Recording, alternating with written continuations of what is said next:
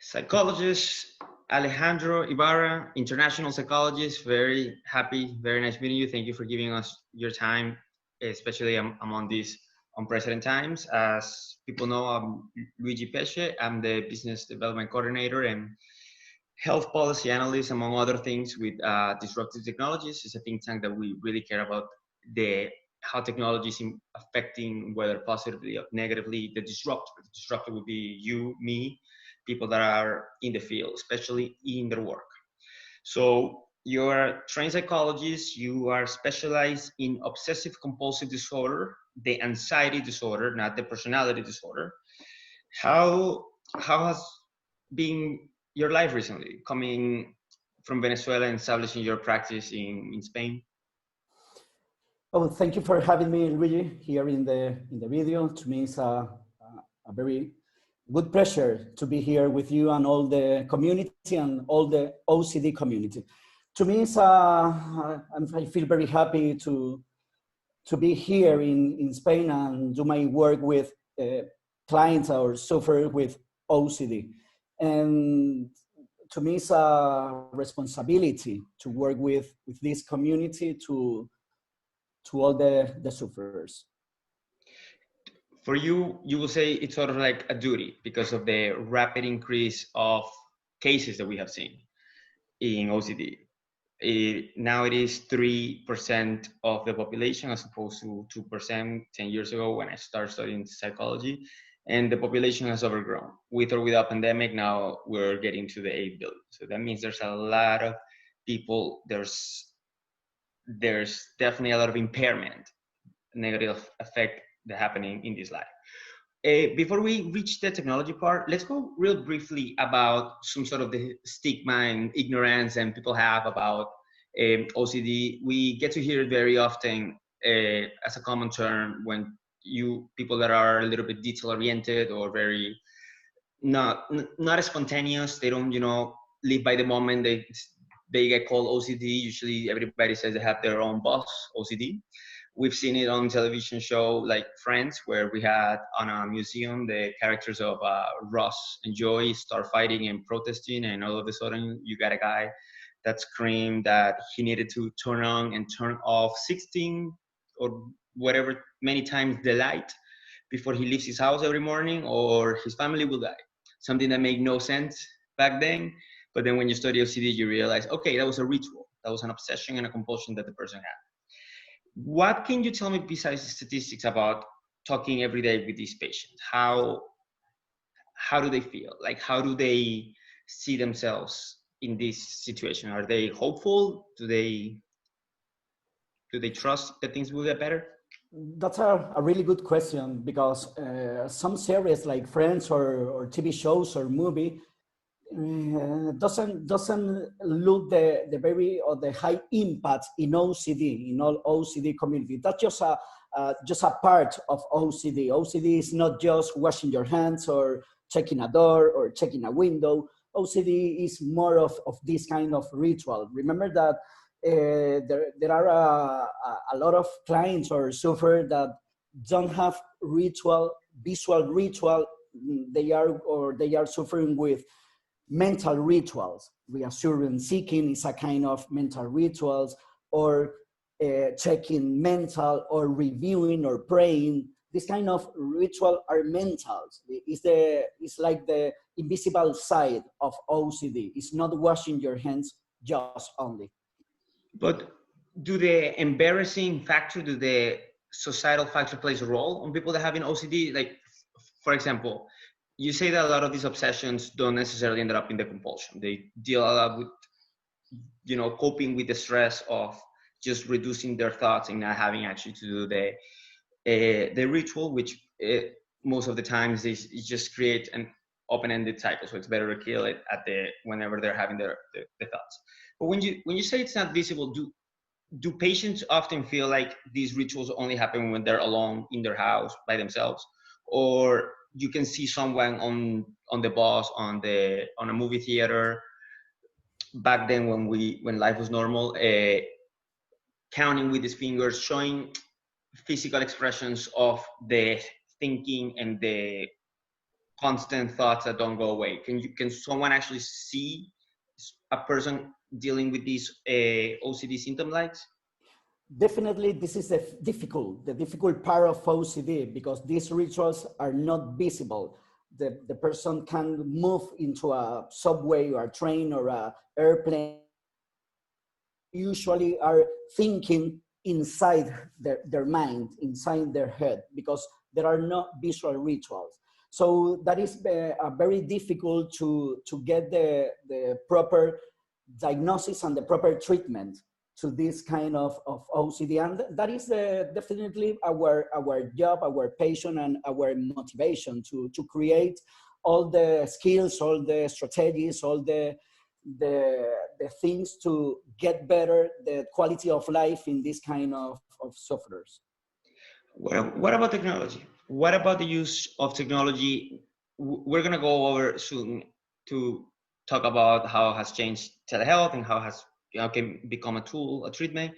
What about the OCD related thought processes that people have with technology? Like, for example, we've seen in the last 5 years a rapid increase in technology. I will imagine that a lot of these thoughts and these rituals involve people checking their Facebook, all their photos, all their likes, their Instagram, every single social media, going over the phone to see if they answer an email, which is, you could say that technology has made it worse. Is this true, or? Yes, that is a part of truth, because people that are checking or rechecking some apps like Facebook or YouTube, they have to check in a lot of time, maybe 20 or 30 times a day, or in just some seconds. But definitely, once again, the technology has created a high impact and get better the quality of life, because 5 years ago we don't have social medias as right now, Zoom or another apps. In Cinco, Alejandro Ibarra, in my practice office, we are working with OCD clients since 2009, 11 years ago. So that is not some new to in my practice office. But the thing that the technology has improved the quality and the get the treatment, the proper treatment to all the OCD community through YouTube, through Facebook, through Instagram, through Facebook Live. Okay, that is the point. Technology has helped to make OCD more aware by putting it on social media platforms, by putting it on YouTube videos, by having conferences that people can see online. It has magnified the awareness of OCD. And whenever you go to these conferences, it's not like you just talk about the disease, but you talk about the cases and the treatment. So there are a lot of people that might be scared to go to the doctor. They might be, even scared telling their friends and family that they actually suffer from OCD, even though they know they have it. They might be scared of the face-to-face, of showing their weaknesses, their problems, even though they want help. But at least through the expansion of technology and the expansion of information and communication, at least they can get some tips here and then to how to make things better. Obviously, it wouldn't be the same as going to a therapy, but at least is that what you're saying? Yes, there are some or many research in OCD in Los Angeles, in some institute, that the research showing us how the technology has improved all the OCD. At least in comparing with face-to-face, technologies has improved the rituals or the symptoms in OCD sufferer. So that is a really good point, and a really good a really good information at this moment, because technologies is the present and maybe the future in telehealth, telemedicine, in psychologists, in OCD field is a really good point at this moment, and maybe the future. I think is the future. Let's go back in time real quick. Let's pretend we're not in the pandemic. Let's pretend I'm interviewing you on February 10th of 2020, when everything was normal. How often do you use telehealth, and apps to do videos and sessions to treat your patients that suffer OCD? It's a good question because as I told you some minutes ago, in Cinco, Alejandro Ibarra, we are working with OCD community 11 years ago. We are in Seville, in south of Spain. We treat patients or clients that are in Israel, in another countries in Europe or Latin America, in Chile, Ecuador, Venezuela, or Hispanic community that lives in the United States, in Miami or Detroit or New York. So definitely the technology and the Skype or the Zoom, these platforms and this kind of app has show or has put next to the treatment or the proper treatment to the client. And once again, that is a really good point and a really good present in the OCD field, because we are in Seville and we have a lot of clients that doesn't live in Seville. They are in Madrid, they are in the north of Spain, or they are in Latin America or the United States. Because in the United States, it's the same. The psychologist lives in Detroit or in Arizona, but the patient or the client is in Boston. It's so far away. So that is extremely interesting. I wonder, just to go a little bit of a tangent, 20 years ago, you wouldn't be able to do this. You wouldn't never be, the patient had to be there. Okay. Exactly. So you couldn't treat somebody from Detroit, Arizona, from Israel, from the north of Spain, or from the other cities like Madrid that are just as great as Sevilla. So I just wonder, why will somebody outsource their clinicians? Why will they go to you and to get treatment as opposed to seeing doctors in their own field? I can understand in the United States, there's problems with insurance, there's problems with the stigma, especially in some populations.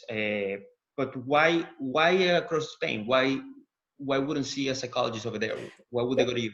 Because the big problem in Spain and in many countries are that OCD specialized are few in all the countries. Here in Spain, we are 4 or 5 specialized psychologists in OCD field. They're very little. They're not that many. Exactly. So here in Spain, 4 or 5. That's few, not many psychologists specialized in OCD.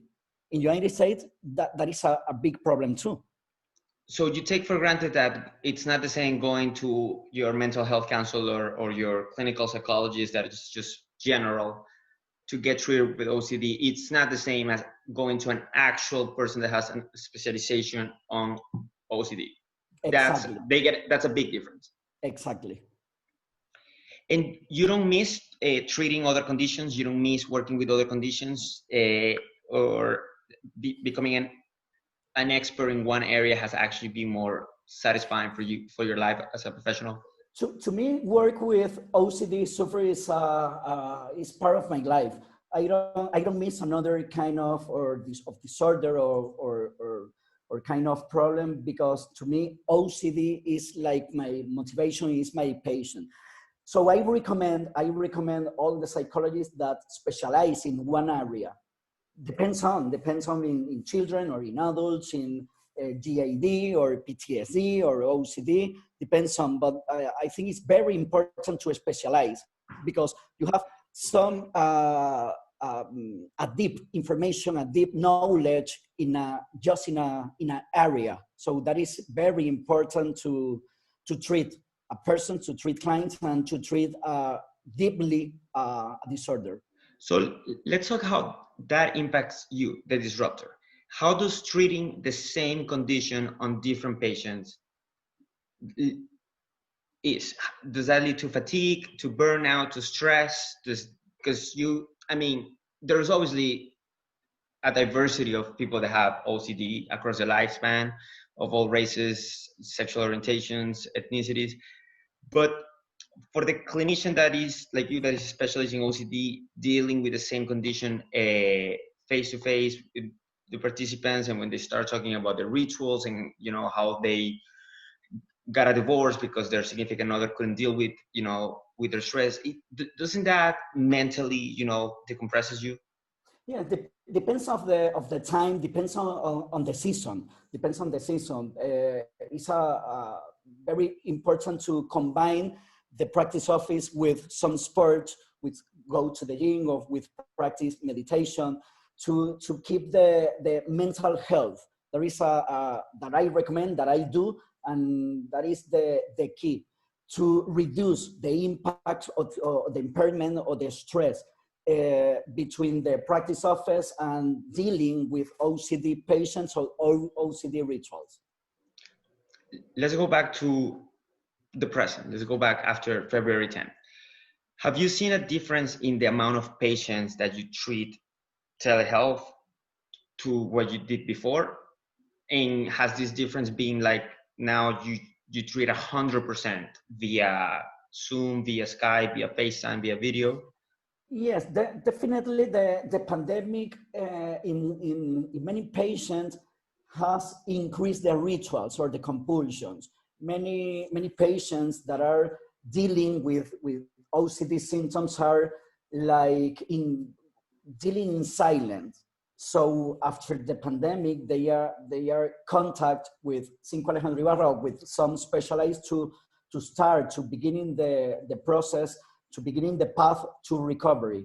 So I feel, and I have seen a little increase into the clients. Real quick, what is your personal view as a clinician, as a psychologist, as an expert in OCD? Not based on facts, not based on data. There are a couple of studies that show that obviously people, inside their homes are suffering more of anxiety, depression, domestic violence. That was a given, and also a lot of biological conditions that could have been because they don't get vitamin D and so on, and their life, their eating habits, everything changed. Do you think that if we ever, and hopefully we do, if we ever get out of the pandemic with the vaccine, the cure, and do you think these lockdowns, especially in Italy, especially in your country, in Spain, where it got hit really hard, do you think that's going to lead to an increase in the amount of OCD patients? I think yes. I think that thanks to the social media, thanks to YouTube, many people has identified with the videos, with the information, with symptoms through Google. So that is important to identify the symptoms and to put into the proper treatment. That is the key into OCD community and OCD disorder, because it's a really severe disorder and a really silent disorder. So I think that it's the time to show all the information to the community and the people get through the proper treatment. Especially now that people are talking more about health, now is the time to let it all out. Confess all the symptoms you have, because all the symptoms in your bodies are correlated. So your immune Absolutely. system depends on a lot of things, way more than just doing exercise and eating. So it is possible to see an increase. I will tell you though that between our previous meeting in Spanish and our meeting in English, I did change a couple of the questions. So for the bilingual population, not see the same. But I did went to LinkedIn, and I did went to the job search, and there was a lot of options to basically looking worldwide for telehealth psychologist. Didn't specify master, didn't specify. You'll see more options now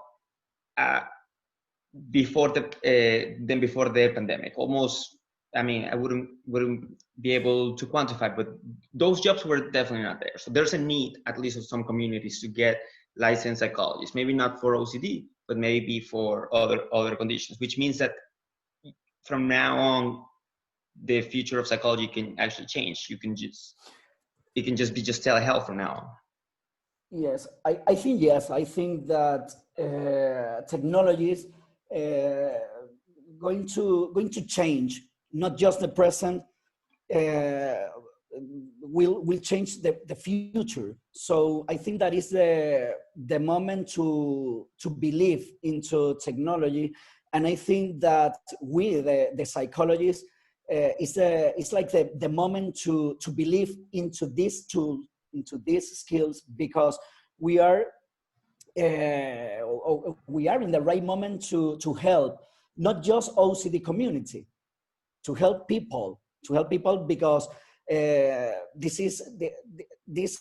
exists, and this is very helpful to all the community, not just OCD people or client that suffers depression or suffer whatever. It doesn't matter the kind of problem, but the psychologist and the technology can help all the people. So that is the present and maybe the future.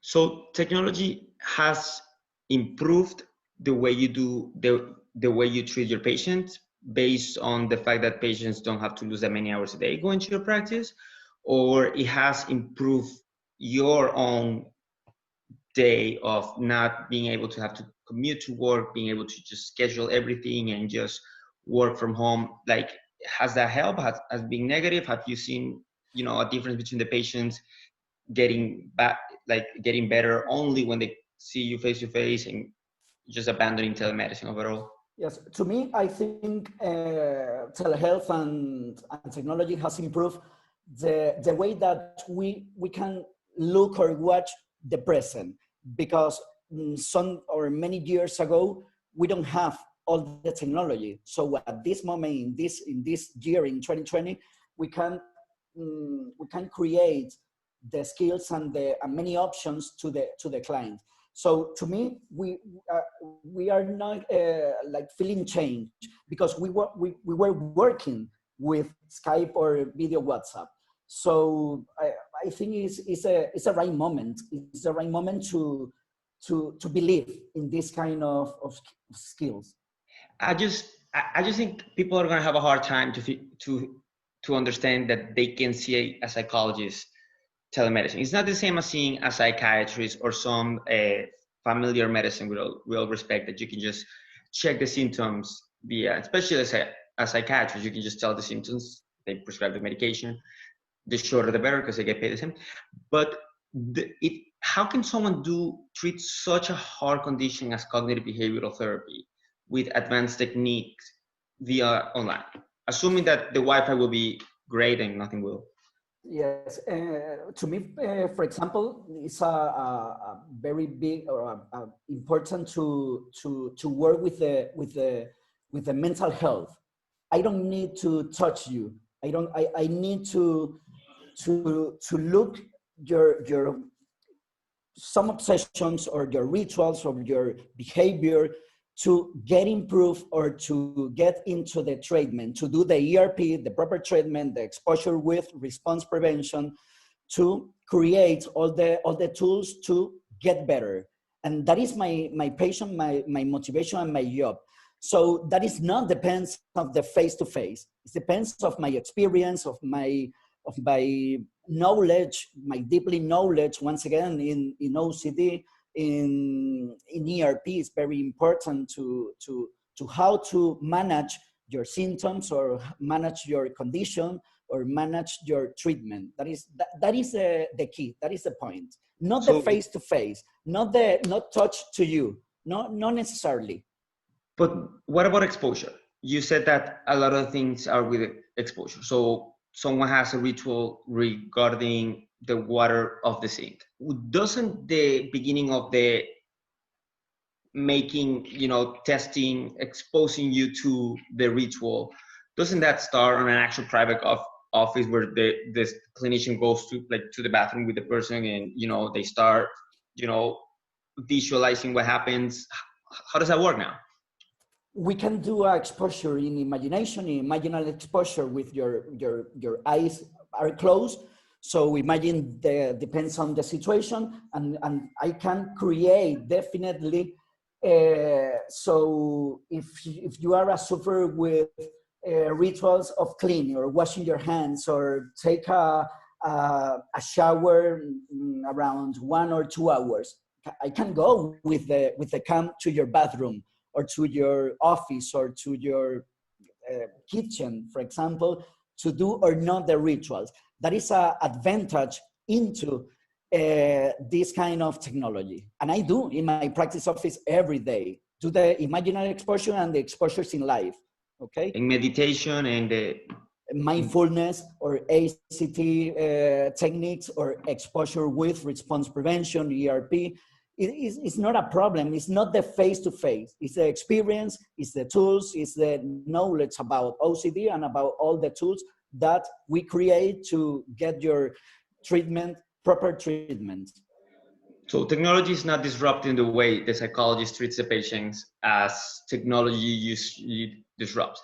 They're getting more disrupted by OCD. So one last question: in terms of the future, are you optimistic of what can happen, like in terms of after the pandemic, the amount of mental health? I know Spain, not only they suffer a lot of numbers, but I don't even see a lot of initiatives from the government to, if you're telling me that a country like Spain, not Iran, a country like Spain in the West, fully developed, has part of the European Union, it is known for actually medical tourism, okay? So in a country like Spain, you give me an example, there are only 5 licensed clinical psychologists in OCD. Is there more incentives of the government to try to promote, the specialization of? Yes, maybe it's a problem with the government, but the truth is the psychologist doesn't matter the OCD. The OCD as disorder. The psychologists prefer the anxiety disorders or prefer the depression because it's easier. Working with OCD community is very hard. It's very difficult. You have to work many hours a day. You have to be many time with your phone or in your office. So because it doesn't stay there in your office. A patient with OCD and their clinician, they must have this communication. It's not just once a week, I'll see you, bye, you're feeling sad. It's an actual ongoing thing. So it's not like there's few psychologists because the government it's not promoting anything. It's just psychologists overall think that the condition is so tough that they just don't see themselves specializing in that. Absolutely. Which makes you a game changer. Thank you so much. There is a platform in United States that the name is OCD Game Changers. OCD Game Changers, yes. That is OCD suffer a peer support that her name is Chrissy Hodge. Okay, OCD Game Changer is a non-profit organization to help to spread the awareness in all the world and all the OCD community. So follow her, Chrissy Hodge, or treatment for OCD and OCD Game Changers. Definitely. I will put the information in the description in the video of the disruptive technologies. Thank you so much, clinician psychologist Alejandro Ibarra from Seville, Spain. Thank you for your time. Thank you, Luigi, for having me here in your video. Looking forward to see you soon. Thank you. Bye-bye.